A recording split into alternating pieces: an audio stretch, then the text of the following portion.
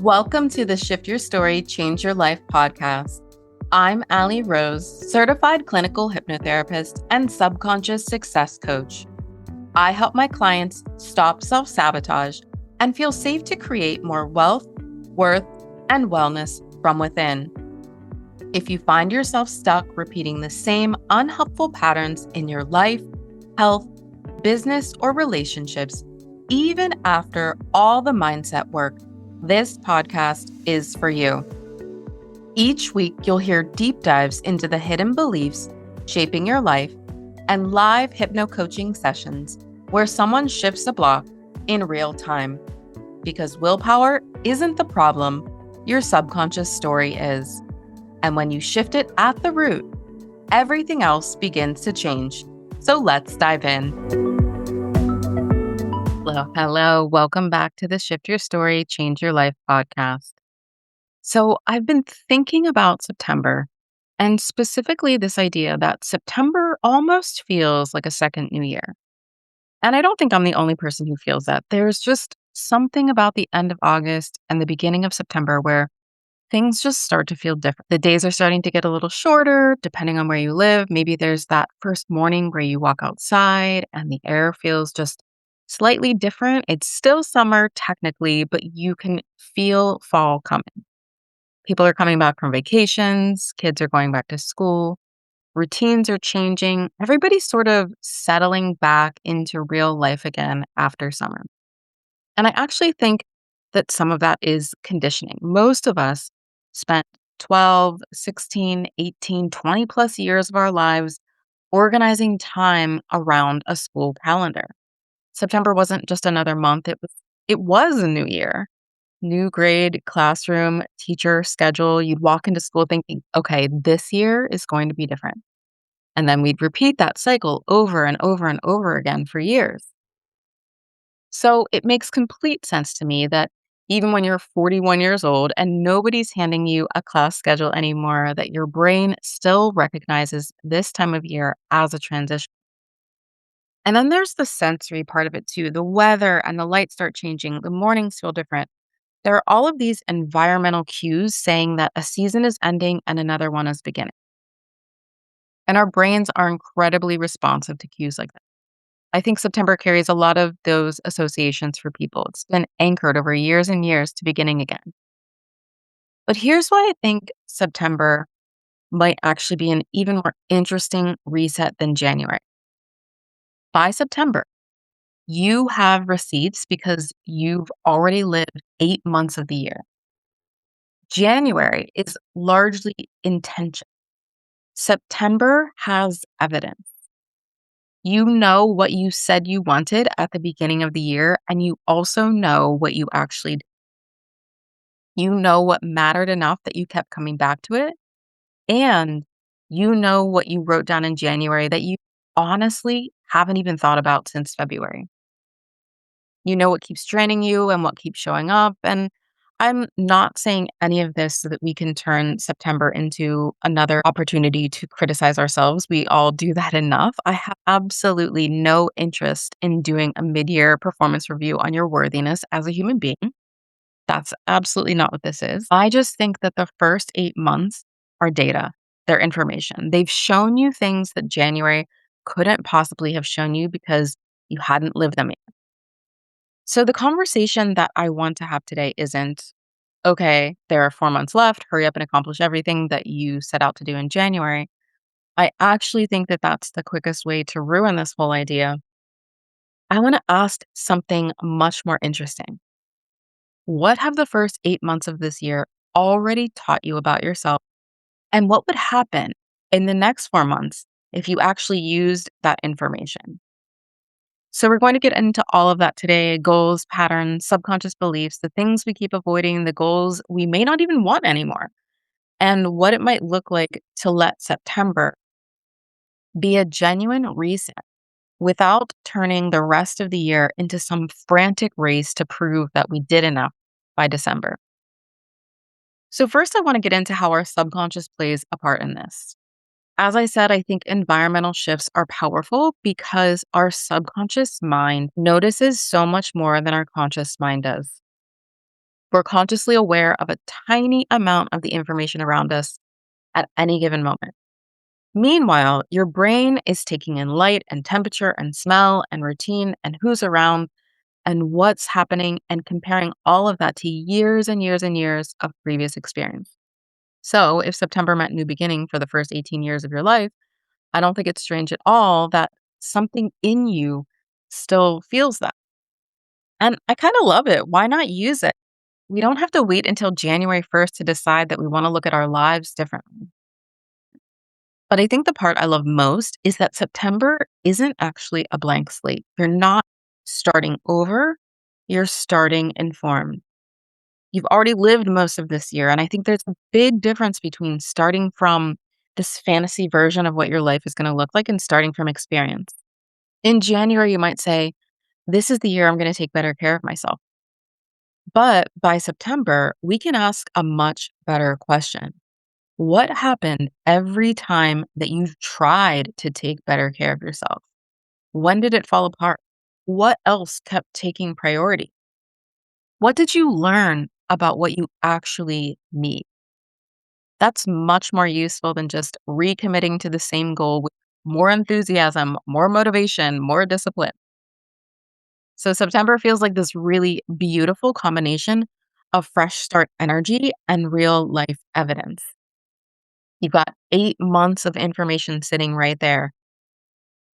I think January can be very aspirational, which isn't necessarily bad. I love dreaming. I love deciding what I want and a clean page. But January can also have a lot of should underneath it.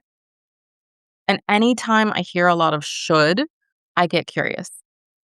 I should do this or want this. I should have figured this out by now. Okay, where did all of those rules come from? Because one of the things I think we miss about subconscious beliefs is that they don't usually sound like beliefs, they sound like facts. That's why we don't question them. If I consciously thought to myself, I have a completely arbitrary subconscious rule that says resting before all my work is finished makes me a bad person, I could probably challenge that. But that's actually not how it sounds in my head. It sounds like, well, obviously I can't sit down yet. There's still stuff to do. And of course, there's still stuff to do because there will be stuff to do until you're 87. So at some point, we have to get curious about the rule underneath it. And January can bring up so many of those rules because there's this collective energy around improvement. September feels different to me because reality has already gotten involved. You've already had to adjust. Your life has already adjusted the plan. Maybe in January, you thought this was going to be the year that you scaled your business. And by April, you realized that you don't even want a bigger business. You actually want a simpler business. And that's a different thing. Maybe January, you had a huge fitness goal and then your health changed and the entire conversation became something else. Maybe you thought that you wanted a relationship and then you spent 8 months realizing that you actually need to learn how to be alone without freaking out. There's something really liberating about letting current you edit the plan because you don't owe the January version of you blind loyalty. They had less information. They made the best plan they could based on what they knew. Now you know more, so use it. So if there's a pattern running in your life, chances are that September is not the first time it has shown itself this year. It's probably been waving at you, maybe slowly, maybe aggressively. If you tend to overcommit, you've probably had several cycles this year where you told yourself, I'm never doing this again, and then somehow found yourself right back there. If you tend to procrastinate when something really matters to you, you've probably watched yourself do that more than once. If visibility is hard for you, maybe you spent 8 months saying that you were going to be more consistent online while mysteriously becoming very productive behind the scenes at absolutely everything except publishing the thing. And that's what's fascinating to me. Not because I want you to catch yourself doing something wrong. I want to know why the pattern keeps winning.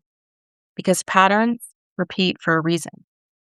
Your conscious mind says, I don't want to do this anymore. But the subconscious mind may be saying, yeah, but this does something important for us. That's the piece I think we miss. We look at our visible behavior and we call it sabotage. But from the subconscious perspective, it may be a solution. Now, it may be an outdated solution or a very expensive solution that no longer fits your life, but it's still a solution.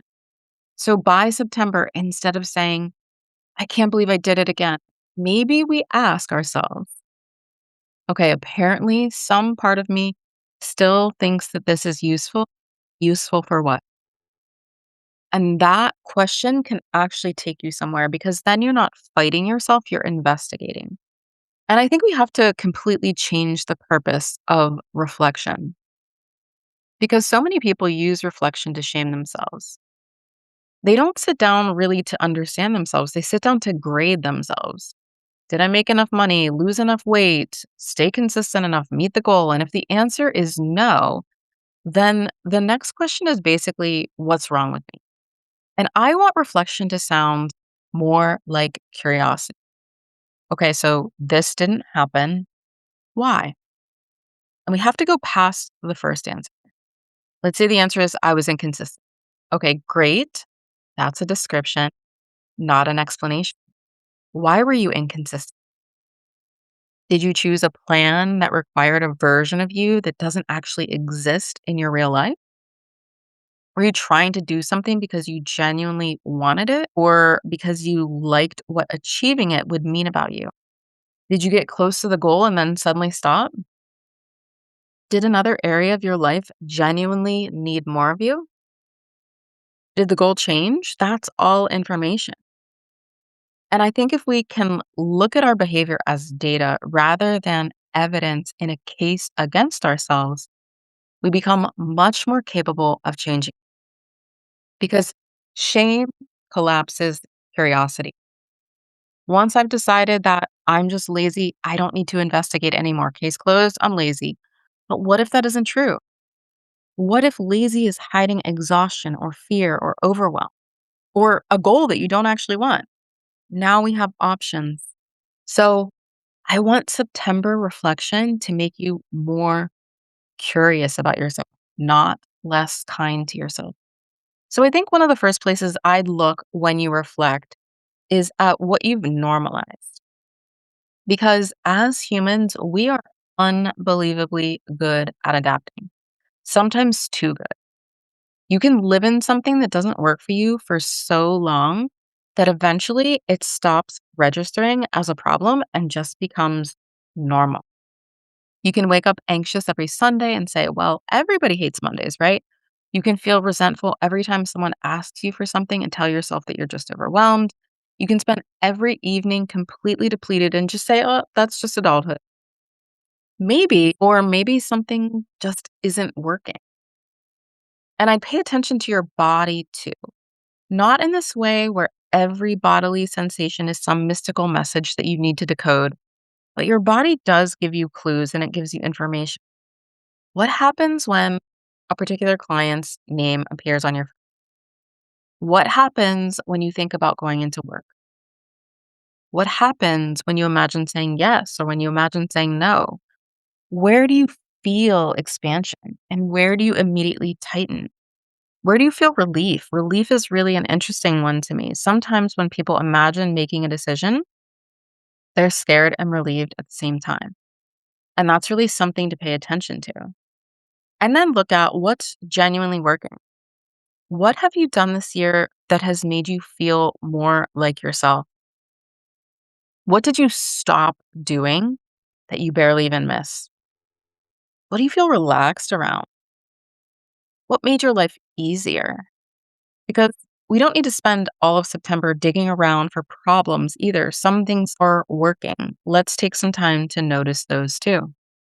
Maybe part of your next step is doing more of what already works instead of inventing another completely new system. At this point in the year, people often know exactly what they want to change, but feel unable to follow through because knowing isn't the same thing as being internally congruent with the change. And this is where I think subconscious work becomes so important. You can consciously want something and subconsciously have 50 reasons why having it might be dangerous. Both can be true. You consciously want more money. Great. But maybe some part of you learned that having more means people expect more from you, or that successful people are selfish, or that surpassing the people that you love will separate you from them. You're not thinking those thoughts consciously every time you make a business decision, but the association can still influence your behavior. So if you've known what you wanted since January and you're still not moving, I wouldn't make the goal bigger. I'd want to understand the resistance. What does your mind predict will happen if you actually succeed? What do you lose? What changes? Who might react? What identity would you have to let go of? This to me is where the interesting information is.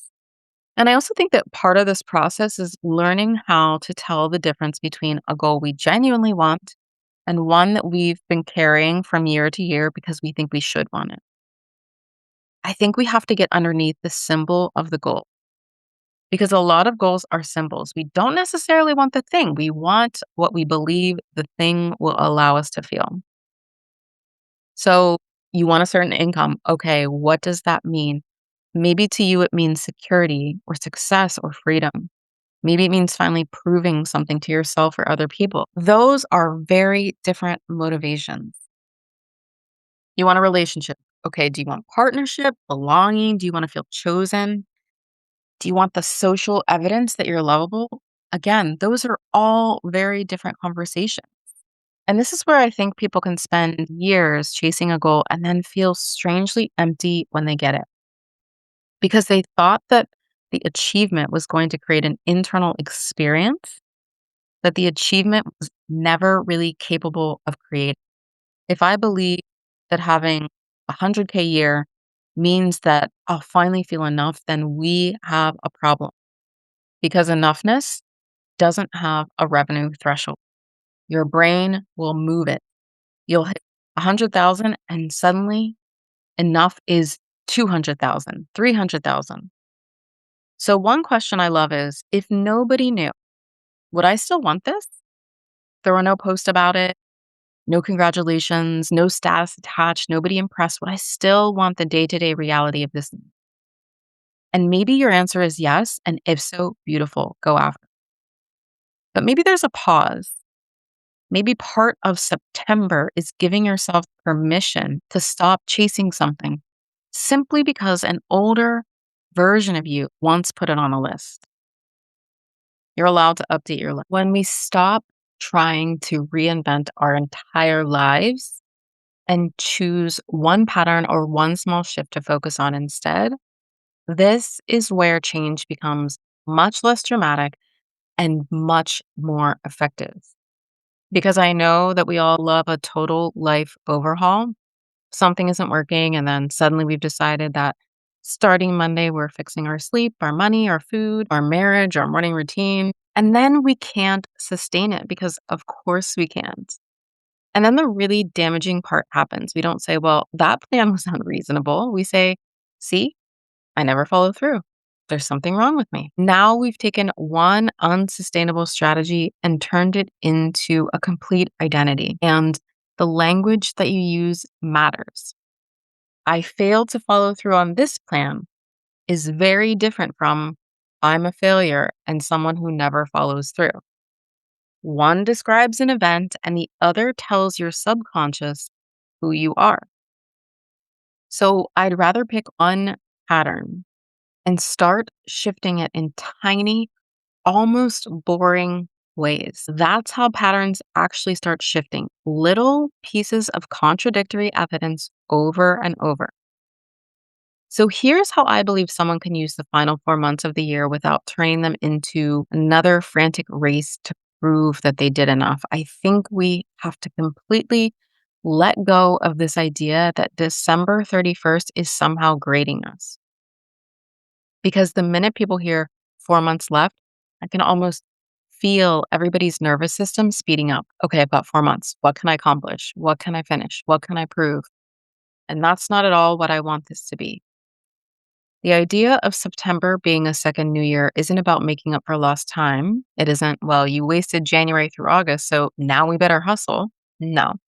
Maybe you didn't waste anything. Maybe you were living, you were learning and surviving. Maybe you changed. And I'd rather ask, what shift would actually make the remaining months feel different?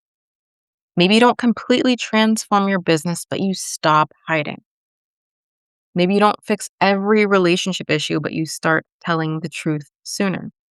Maybe you don't reach the final number on the scale, but you spend the next 4 months building a different relationship with your body that isn't based on punishment. Those changes might look small on paper, but they can fundamentally change what next year starts on top of. And that really matters to me more because January 2027 you is going to inherit whatever September through December you practices. Not what you intend, but what you practice. So maybe the assignment isn't finish the year strong, maybe it's finish the year differently. And if you're thinking, I don't want this year to end in the same place I started it, I think you could start with the thing you are absolutely exhausted from having the same conversation with yourself about. Everybody has that one area, maybe more than one, but just pick one. The thing where you hear yourself say, I cannot believe that we are still talking about this, that. And before you make another plan for how you're going to fix it, I want you to get curious about the pattern. What happens? When does it happen? What do you do right before it happens? What do you tell yourself? What are you anticipating? What changes when you get close to the thing that you say that you want?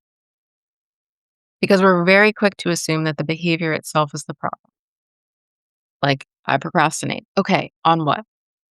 Because I bet you don't procrastinate equally on everything. If I told you there was $1 million check waiting across the street and you had to go get it before 5 o'clock, I'm guessing that you could find your shoes. So, what specifically activates procrastination?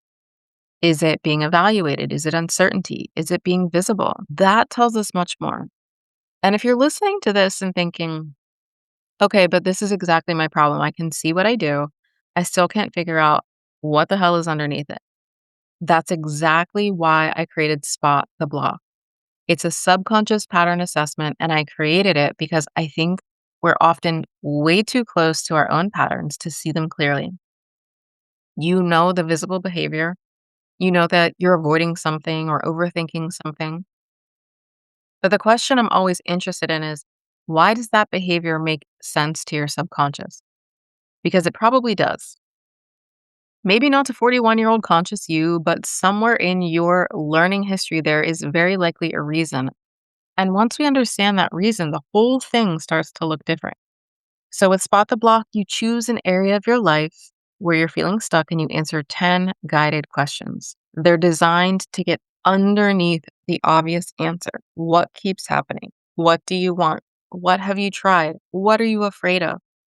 And then you get a personalized, just to you hidden block report that helps you start identifying the subconscious belief or protective pattern that may be underneath what you're experiencing. And I really want to emphasize that this isn't about giving you another label. You don't need another label. The point is clarity. It's that moment where something that has felt confusing starts making sense. Oh, okay. Of course, I keep doing this. And I know that that sounds almost backward.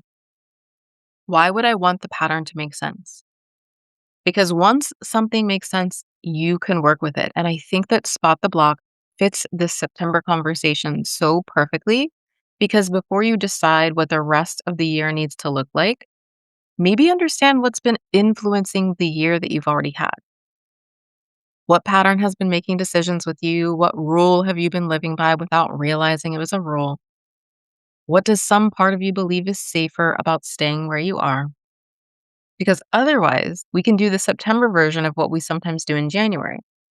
You can write down a shiny new goal and put it directly on top of an old subconscious pattern. And then when the pattern wins again, we decide that the goal was the problem or we were the problem. And maybe neither is true. Maybe we just never dealt with what was underneath it. So if something has been coming to mind throughout this episode, and usually something does, use that. Don't go hunting for a more profound pattern. Use the thing you keep saying you're going to do differently. The place where you're tired of saying to yourself, next time. Start there. Go to spottheblock.app, answer the questions, get your hidden block report, and maybe that's your September reset. Maybe it's simply seeing one pattern more clearly than you could see it before. Because once something becomes conscious, you have a different relationship with it. And 4 months of doing something differently can add up to quite a lot. So I think that's where we're going to leave it today. Thank you for going down this whole September as a New Year rabbit hole with me. And I really want you to sit with this. What have the first 8 months of this year already shown you? Not what did you fail at? Not where should you be at by now? What did you learn about yourself? What keeps repeating?